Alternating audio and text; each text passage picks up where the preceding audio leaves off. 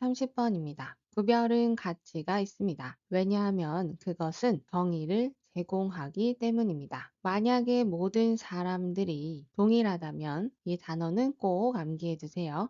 그것은 힘들 것입니다. 뭐가 힘드냐면 have any sense of self, 자아에 대한 의식을 갖는 것이 힘들 겁니다. 어디에서 would that self start? 그 자아가 시작이 되고 그리고 다른 사람들은 어디에서 끝이 나나요? 구별이라는 것은 도와줍니다. 확립하는 것을 도와줍니다. 무엇을 확립하냐면 정체성을 확립하는 것을 도와줍니다. 즉, 정의하는 것입니다. 무엇을 정의하냐면 who someone is, 누군가가 어떤 사람인지 어떤 사람이 아닌지를 정의 내리는 것입니다. 주제는 쉬운 부분에서 찾으세요. 위에를 보면 구별, 자의식, 정체성에 대한 이야기를 하고 있습니다. 이것은 종종 나타납니다. 언제? 아이들이 청소년기가 되어감에 따라서 그리고 12살 혹은 13살까지는요. 아이들은 본질적으로 그들의 부모님의 연장입니다. 부모님 모습이 그대로 보이는 거죠.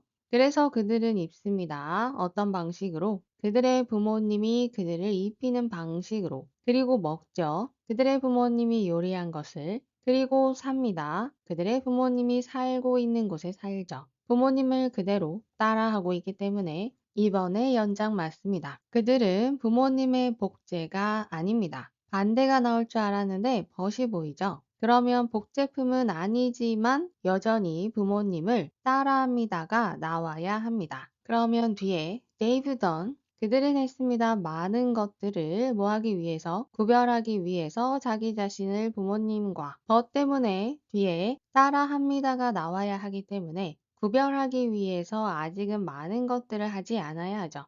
그래서 much가 아니라 little로 바꿔주면 됩니다.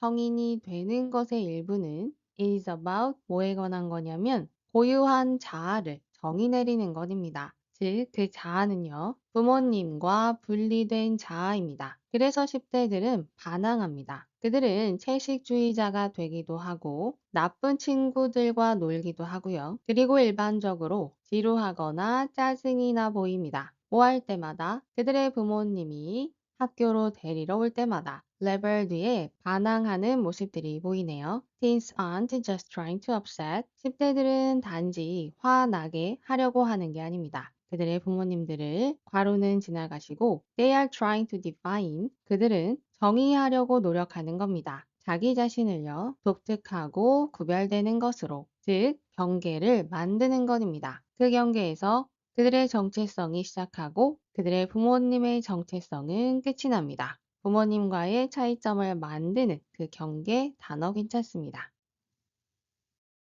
31번입니다. 정치와 경제는 근본적으로 다릅니다. 어떠한 방식에 있어서 무언가를 다루는 방식에 있어서 예를 들어 when it becomes clear 그것이 분명해질 때 그것은 뭐냐면 요금인데요. 그것은 부과되는 요금입니다. 어디에 부과가 되냐면 시외버스에 부과되는 요금입니다. 그 요금이 are too low, 너무 낮아서요. to 용법이네요. 너무 뭐뭐해서 뭐뭐할 수 없다입니다. 그러면 요금이 너무 낮아서 허용할 수 없는 거죠. 그러한 버스들이 대체되는 것을 그 버스들이 낡아졌을 때 요금이 너무 낮으니 버스를 대체할 돈이 없는 거죠. 그러할 때 그 논리적인 경제 결론은요. 장기적으로 봤을 때 바로 요금을 올리는 것입니다. 하지만 정치인은요. 그런데 그 정치인은 반대를 하고 있죠. 버스 요금 인상을 반대합니다. 뭐 하는 것으로? 정당하지 못하다라는 것으로. 그러한 정치가는 표를 얻게 될 겁니다. 버스 타는 사람들의 표를요. 다음 선거에서 게다가 모든 버스들이 are not going to wear out, 낡아지지 않을 겁니다. 즉시 혹은 심지어 동시에 미래의 시점에 낡지 않을 건데요. 그 결과는요. 무엇에 대한 결과냐면 요금을 억제한 결과는요. will not appear, 나타나지 않을 겁니다. 갑자기. 하지만 will be spread out over time, 시간이 지나면서 퍼지게 되겠죠.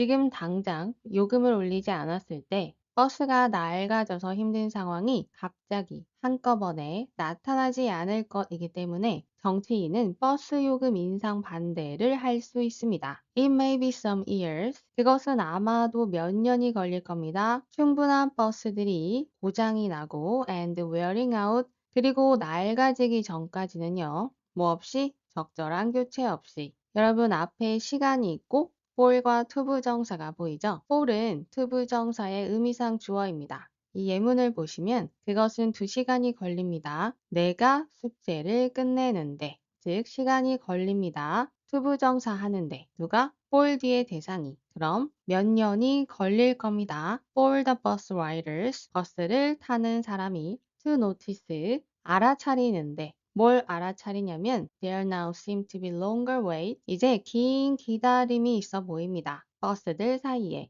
버스 기다리는데 오래 걸리게 되었고요. 그리고 버스는 제 시간에 오지 않습니다. 그들이 원래는 제 시간에 왔었던 예전보다.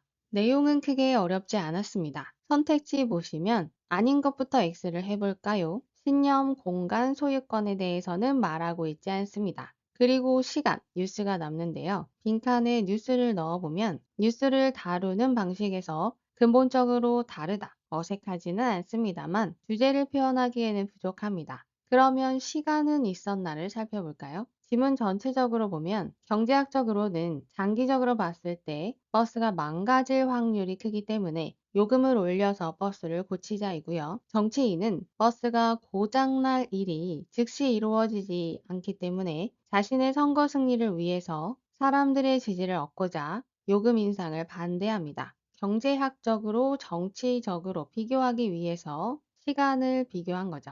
만약 뉴스를 넣게 된다면 비교 대상이 나와야 할 건데 같은 사건에 대해서 이야기를 하고 있죠. 그래서 뉴스를 빈칸에 넣었을 때 어색하지는 않지만 밑에 있는 내용의 주제를 표현하기에는 부족한 거죠. 그래서 답은 3번입니다. 32번입니다. 모든 디자인 분야 중에서 이때 강조 구문이네요. 빼고 해석하면 됩니다. 아마도 건축은요, has 가졌을 겁니다. 가장 풍부하고 가장 다양한 전통을요. 그 전통은 아이디어를 탐구하는 겁니다. 페이퍼 건축에서 비저너리 디자인까지 이론이나 물건 등의 이름을 다 해석할 필요는 없습니다. 중요하다면 뒤에 설명이 나올 겁니다. 그것의 긴 역사는 is full of 가득 차 있습니다. 흥미롭고 영감을 주는 예시들로. 지금은 그냥 디자인 이야기입니다. 거기에는 긴장이 있습니다. 어디 사이에? 비저너리 건축과 그런데 그 건축은 뒤에 설명이 나옵니다. 비저너리라는 것은 바깥을 바라보는 사회적 혹은 비판적인 의제를 가진 건축입니다. 그리고 페이퍼 아키텍처도 모이지만 종종 자기 성찰적이고 관련되어 있지만 무엇과 건축적인 이론에만 관련되어 있지만 그 페이퍼 건축은 거의 뭐 하지 않냐면 지어지도록 의도되지 않았습니다. 어떤 건축인지에 대한 설명도 사실상 쉽지 않네요. 우선 디자인 중에 비저너리와 페이퍼 건축이 있다라고 말하고 있습니다. 주제는 더 쉬운 데서 찾아볼까요? 가장 흥미로운 예시 중 하나는 crossover, 넘어가는 예시인데요. 아이디어에서 현실로 넘어가는 예시입니다. 그 예시는 바로 뒤에 나오는 하우스입니다. 이 하우스는요, 우선시합니다. 형식주의적 관심사를 우선시합니다. 뭐보다? 실용성보다 매우 극단적인 정도로. 그 고객은요, 나중에 썼습니다. 뭐에 대해서? 많은 실용적인 문제에 대해서.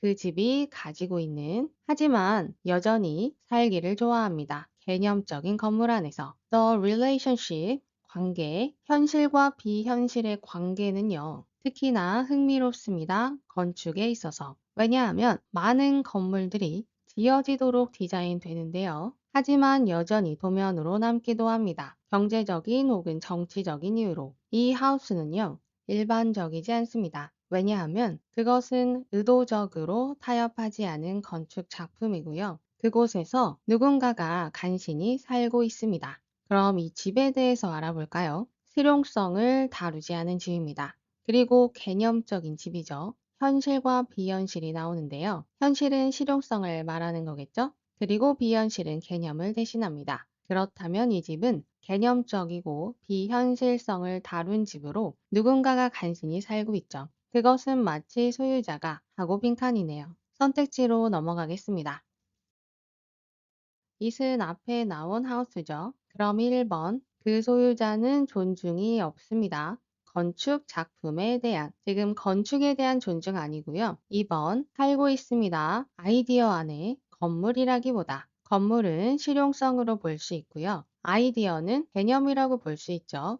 이 집은 실용성보다는 개념을 더 중시한 건물로서 답은 2번입니다. 빈칸은 실수할 수 있기 때문에 선택지 끝까지 보는 게 중요합니다. 3번 인식합니다. 살고 있는 공간을 경제적인 자산으로, 지금 건물에 대해서 돈으로 보는 게 아니고요. 4번 원했습니다. 건물을, 그 건물은 최적화된 것입니다. 실용적인 사용을 위해서. 현재 이 건물은 실용성을 우선시하지 않았죠. 5번 모방했습니다. 독창적인 개념을 건축가로부터, 지금 건축가를 따라한 이야기가 아닙니다.